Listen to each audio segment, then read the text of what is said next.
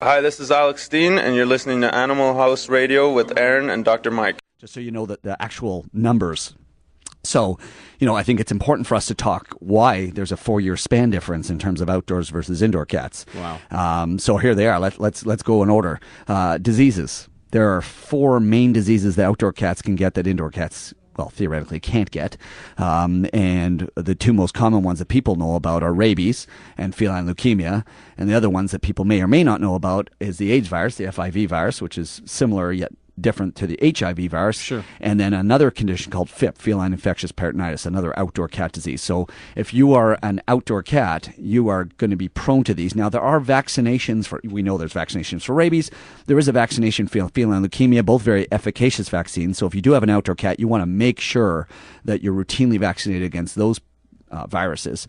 But the FIP vaccine, I'm kind of iffy on the efficacy of that vaccine. I'm not convinced it's as good as the rabies and the feline leukemia vaccine. And the FIV vaccine apparently is a very good vaccine as well. It's fairly new to the marketplace, but we'll see how that goes. And see, unfortunately for me, when I was growing up, some of these vaccines weren't available. Weren't available. Yeah, rabies was, but they probably didn't. Yeah. They didn't have the FIV vaccine for sure. What? And I'm guilty of one thing. I did not. Having an outdoor cat, you assume your cat is responsible, and you do. You assume it's won't okay. Pick on a raccoon or.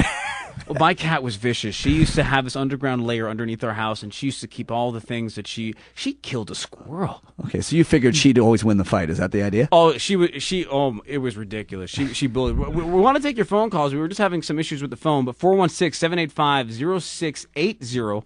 416-785-0680. We want to hear your stories about cats and about your outdoor cat. So once again, my cat, what happened was very interesting with my cat, and I know you don't want to go into this, but, well, actually, I'll continue on afterwards. So you keep telling me more about some of the outdoor versus indoor stuff. Okay, well, the second thing outdoor cats can get that indoor cats really can't get unless they're kittens is parasites. And we talked about that earlier, tapeworms, and there's other parasites, roundworms, hookworms, giardia, so many of them. And I think the thing that sort of bothers me when I sit and think about it is that your kitty cat, when she was an outdoor cat, essentially had a whole huge litter box outside. It's kind of frustrating because... But she had an area. She would Did only she? go, Oh, only okay, go well, in that's one good. area, underneath where all the dead animals were that she murdered. Okay. I'm not kidding you, buddy. But I mean, that's the problem is these outdoor cats that they're constantly going to the washroom, and unlike dogs where you're walking with them and you clean up after them, at least some people do, cats, no one ever monitors their outdoor cat and where they go. So if they do have parasites, what we're essentially doing is we're passing those on to other outdoor cats and other dogs who like to, of course, eat cat feces. I know it's kind of crazy. My dogs, love well, we that. had an issue. It's We had kinda an scary. email the week last week of our dogs are eating their feces, their own feces, you Right, know, and other animals' feces. Yeah. The big one that I see in outdoor cats, and this is sort of why I try to get people to keep their cats indoors, is abscesses, which is essentially a big, huge infection that cats get from other cats. And typically, they fight with other cats, and cats have this really nasty bug on their teeth called Pasteurella maltacida, which when it gets under human skin or it gets under cat skin causes these abscesses. It's kind of disgusting. So that's another huge one. And of course, when you get into fights with other cats and you get bitten by the wrong cat, that's how these cats get FIV, the AIDS virus, is through bite wounds. The most common thing that I used to see in the old days, don't see it that much more anymore, is the old hit by car cat. I hate those. These cats that get hit by cars. It happens. I mean, they don't know to sit and look both ways. They just see a squirrel and That's off why they go. it was remarkable with my cat. Yeah, they lived 21 years. That's amazing. She would look back and forth, and she wouldn't. If she heard anything, she would not cross the road. Well, that's cool. And it was amazing. Let's go to the phone lines right now. Adriana, who do we have online right now? If you can go on the mic and tell me. Well, we're going to find out when we talk to them. You don't know the name. That's like basic radio 101. Find out the name. I'm just kidding, Adriana. Hi, you're on Animal House Radio. Hi, it's Deborah calling from Thornhill. Hi, Deborah from Thornhill. How are you? I'm good. How are you guys? Not too bad, thank you. You sound very familiar. I have a question for Dr. Mike. Oh, great. I have an indoor cat. Yes. And I'm wondering, is it necessary to get a rabies shot for her? The answer to that is yes. Yes? For 2 reasons. Number one, it is still by law that all animals will be vaccinated for rabies in Ontario. That's a bylaw. And number two, just like Aaron was saying earlier, sometimes they can get out. Aaron. Not Aaron. I'm sorry. Yeah, Aaron. It's Animal House Radio with Aaron and Dr. Mike, not Aaron and Dr. Mike. Alrighty. That's wonderful.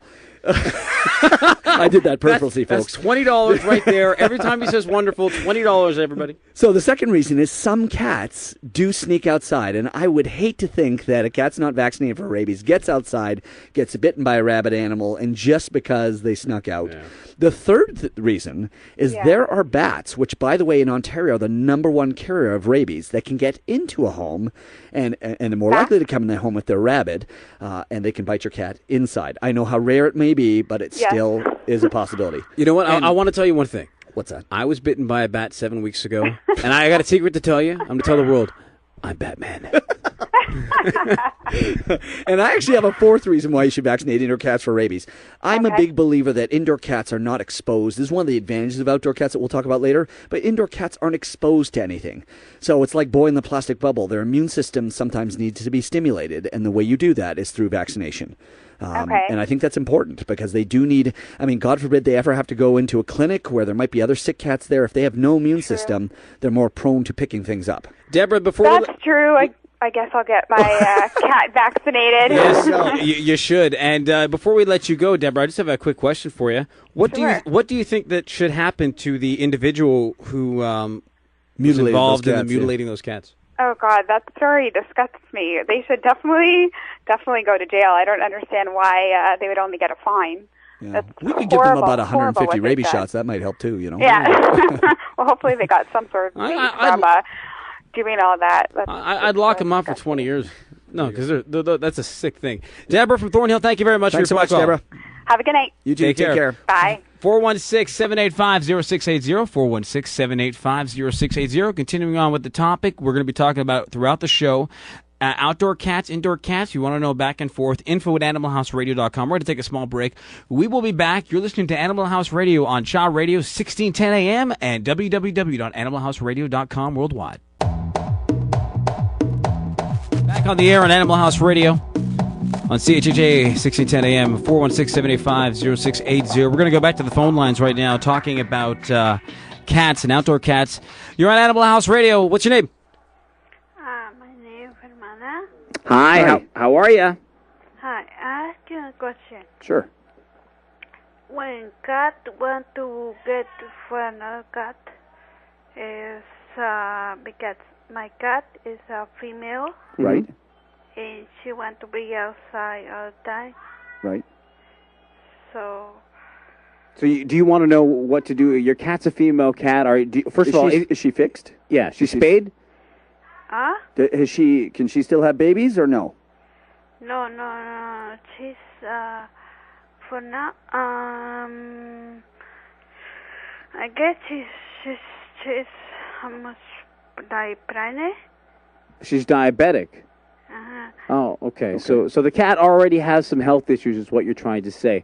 Now, you're wondering if she should go outside. Well, I think that any cat who has a disease, especially something like diabetes, where their immune system is compromised, if they're going outdoors, they're more likely to catch other problems from the outside. Yeah. So in your case, I think Mike and I would both agree that maybe you should keep your cat inside and not let her outside. And I think that's probably best for the cat. Yeah. I know they want to sometimes, but if you provide them with enough play toys and enough affection indoors, hopefully they'll just want to stay inside. Yeah, but my cat doesn't want to stay inside. Oh. Well, those are have you tried some other? Have you tried different toys? Do you have different cat trees and stuff like that you can use and make so the cat can play around with that and use its energy in the house like that? Yeah, but she still wants to go outside. Yeah. Well, that's just in cats' natures, right? It's the same thing with dogs. They just want to get out there and run around. You've got to work around that because you don't want to let your cat out and then your cat doesn't come back home. So, try to work with it. Try to deal with it. There's a lot of products out there where you can put like a little ledge right beside the window, or so the cat can sit beside the window, and watch things that are outside. Make sure that maybe you can open up a screen so the cat feels like it's a part of outside, even though that it's not running around outside. There's a lot of great products out there, and then in the next coming weeks we're going to be giving you some more products actually from Omega Paw and some other things. So listen, we appreciate your call very much. Thank you very much for calling the show. Okay, bye. Have a great night. Thank you very much for the phone call. Bye. Keep going with the phones at 416-785-0680, 416-785-0680.